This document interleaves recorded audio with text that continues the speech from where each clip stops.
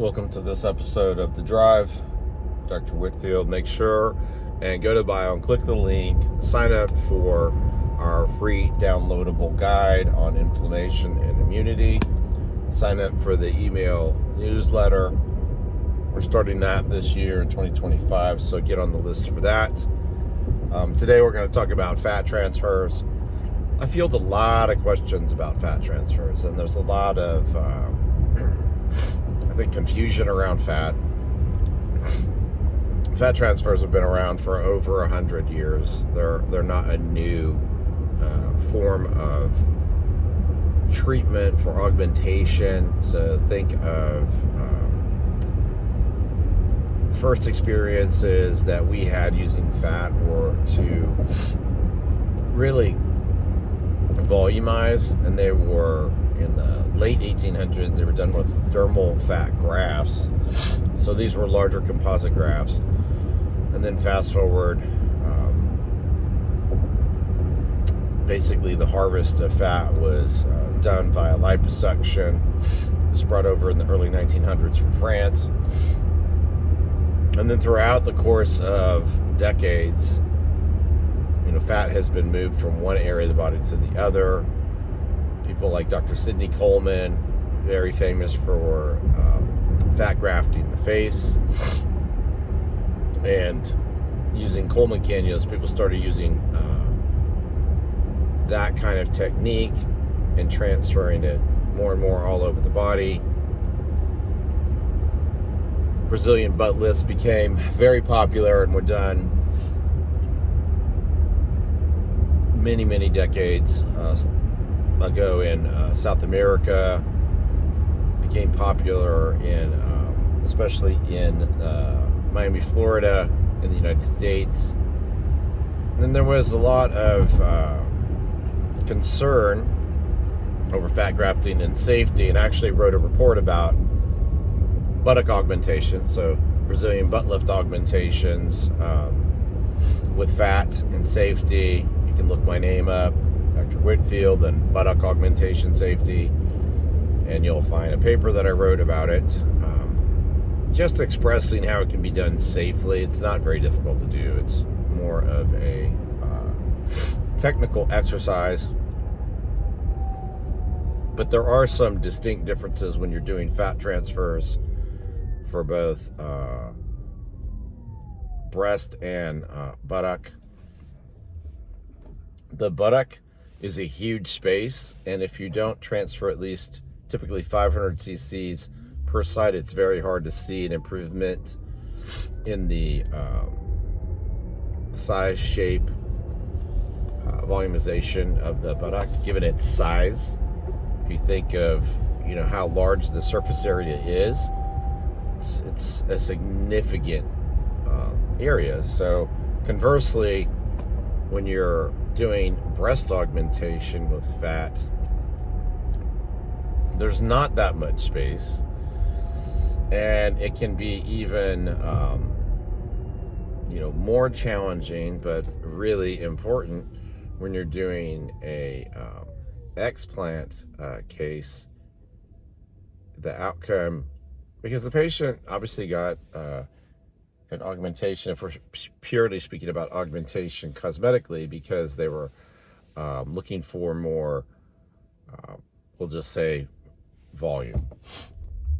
And typically, the most common comment I get from patients is they woke up and had too much volume, much more than they anticipated or wanted, or discussed for that matter. So they've now did the opposite for many years, where they've tried to almost obscure or hide the size of the breast. But still, when they go and discuss with me explant, they don't want to go back to the situation where they had very little volume to fill out clothing or the bra itself. So I still offer fat transfers simultaneously. We do a very thorough discussion and evaluation. We look at toxicity burden, discuss the capability of somebody to detoxify and work on that with them pre-op. And even if in our experience, every situation is obviously individual, we're trying to individualize our treatment plans in every situation to meet people where they're at. I constantly discuss, fat transfers in the context of our, age and how we're, from a health perspective, typically, we'll speak in more generality when we're in our, 20s and even 30s. It's a much different biologic situation, and we can, say, for instance, take fat out of a, love handle or tummy area in a patient in their 20s, and the area will tighten up. And I'm using that as an example because when we're younger, everything is better in terms of our capability to heal and recover and restore. And as we get older, that capability diminishes. It's not as efficient. And there can be a host of reasons why. I always start with someone's genetics. You can't pick your parents, and you can't outrun a bad diet. So paramount to healing is, something that I discuss a great deal. And I just did a show yesterday with Dr. Will Cole and discussed gut, absorption, taking more dietary protein. He's written several books about inflammation, the gut, how to really overcome some of the issues with that to live a healthier life. And it's not a quick fix. Typically, when I have somebody come to me now, I've not only got all of their baseline inflammation that they may have from breast implant, illness type symptoms, chronic inflammatory symptoms, but in addition, there are other toxic, or toxins that they get, faced with all the time. For instance, something like microplastics. Let's take a moment and talk about microplastics. So microplastics are 100 nanometers to 5 millimeters. So that's a very, very wide spread in terms of what is a microplastic. And microplastics are, from the lining of paper cups, the lining of plastic materials, comes off of tires. So it's going to be in the air. It can be in something as simple as sea salt. And when you look for microplastics, they've done these autopsy studies, and they found it basically in every tissue of the body. And so as it relates to my patients and toxicity, we have this elaborate filtration system called the lymphatic system that helps filter the toxins in our system, obviously get them back into our main detoxification organs, predominantly the liver. But so we want to, detoxify, but think of those things as being microplastics being, particularly obstructive and clogging up these channels, including your lymph nodes. But they're deposited in all these tissues, including your brain, your liver, your kidneys, your lungs.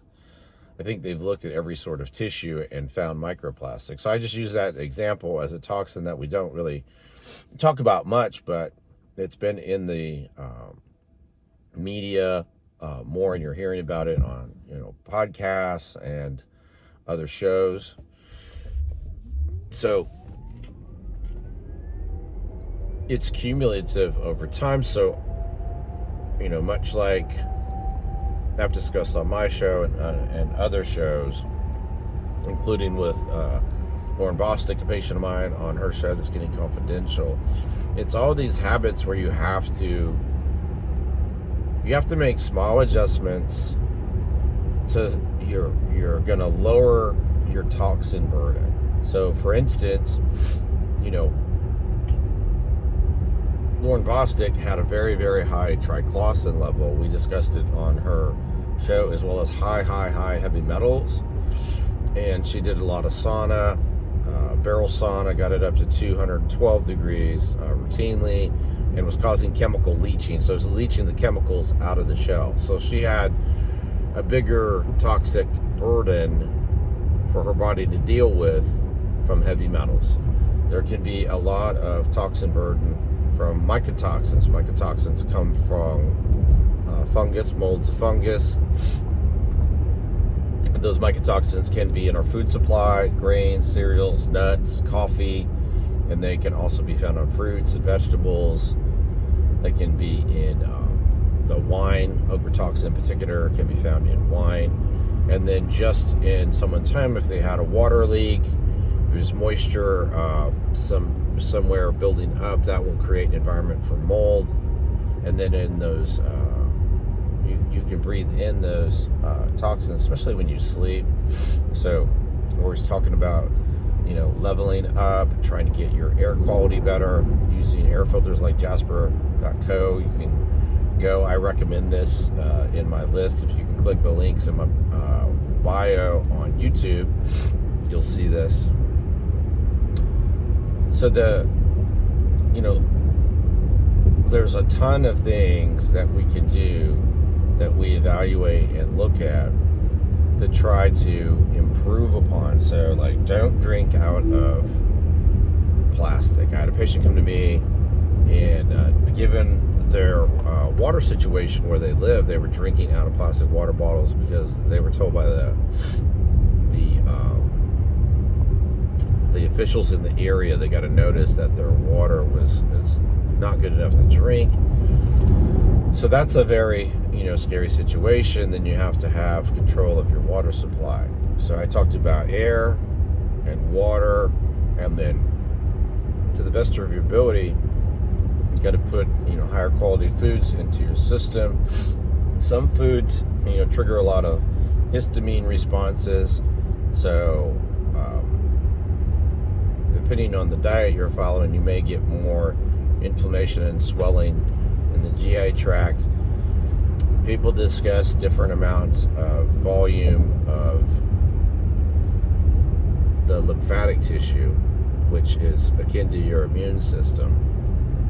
There is a very large amount of lymphatic tissue around your GI tract. So that's around your intestines, and it's the gut-associated lymphatic tissue.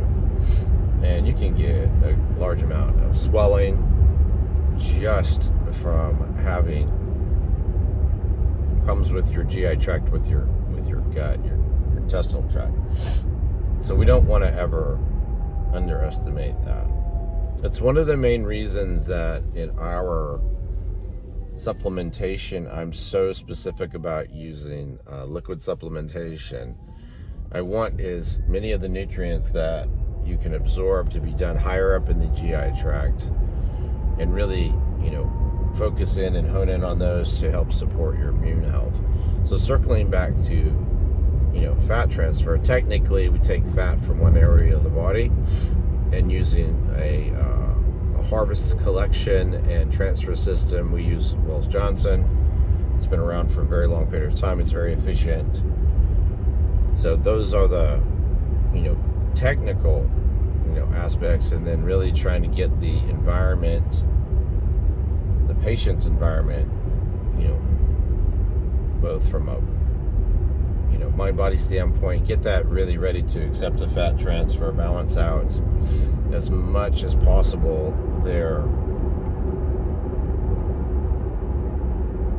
system. I find people out of balance, with high amounts of inflammation all of the time, and it's our job to work with them, to meet them where they are, to try to lower that inflammation and set them up for success. I don't think these situations are easy. Everyone is a little bit different, because I have people coming from all over the world. Yesterday I spoke to someone in Istanbul, Turkey, who wants a fat transfer, and so that poses a whole set of different challenges, and they're relatively lean. They take very good care of themselves. They eat a very already higher protein diet. They do things to support their immunity and lower their inflammation. They have access to hyperbaric oxygen therapy. They have access to red light therapy. They use a nano-V. They have options for lymphatic massage, because there are going to be different options all over the world. There's companies out of Germany that produce lymphatic massage devices. There's companies out of New Zealand that produce lymphatic massage devices. We've used them all and really like the lymphatic massage device from Flopresso out of New Zealand. The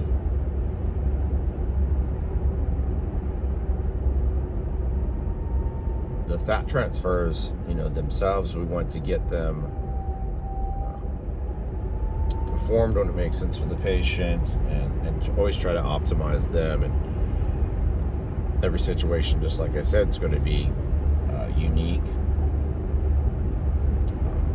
I do get asked a large volume of questions about how much can be done at a given time, and what is the healing of that, and will it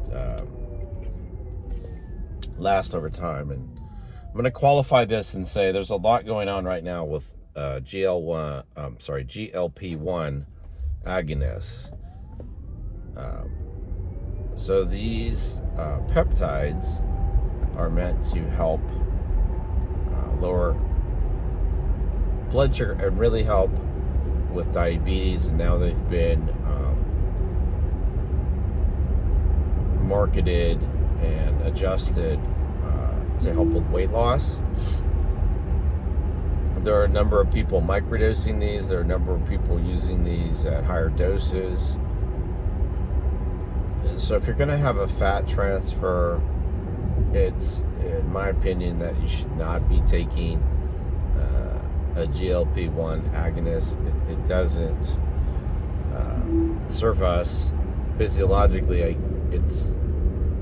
I'm trying to balance all these things out, and I like people off of those 3 to 6 months prior, so that I'm not trying to